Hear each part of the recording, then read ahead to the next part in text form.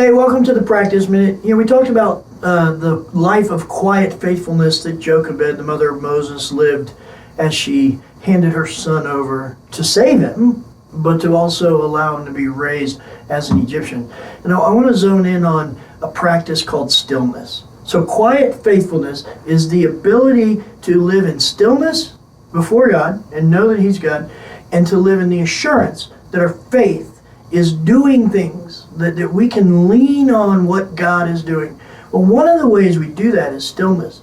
And so I want to invite you into practicing stillness. I'm going to tell you up front, if you are like a type A person, or you feel like you got to control things, this is going to be hard, but it's going to be worth it.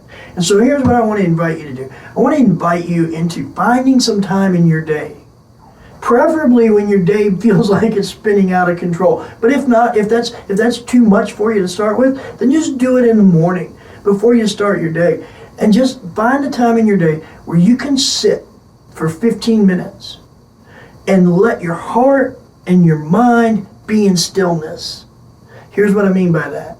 As you sit, you find your space to sit. Maybe it's in your living room. Heck, maybe it's just lying in your bed before you get out of bed in the morning. Maybe it's in your office. But as you look around, as your mind starts to say, these are all the things that need to be done. Here's what stillness is. You do not jump up and do them. You say, no, I've committed to be in this space for this amount of time, say 15 minutes. And yes, I know the dog needs to go out, but I'm going to wait. And yes, I know these phone calls need to be made. And yes, I know these emails need to be responded to. And I know this homework has to get done. And I know this meal has to get started. But for this time, I'm going to let those things fall away and sit in stillness before God. Now here's one thing that helps. Psalm 46:10, the beginning of that verse, might be really helpful to kind of just let it be your breath prayer. The words that roll through your head as you try to sit in stillness. And so maybe what it looks like is you say, okay, God, these 15 minutes, the alarm clock has gone off, I am awake. I'm going to lie in this bed for 15 minutes and be still before you. And so you just pray in your spirit, Lord, let me be still and know that you are God. Lord, let me be still and know that you are God. And as the things come into your mind that you know you have to attend to, that you know have to get done, you choose the stillness.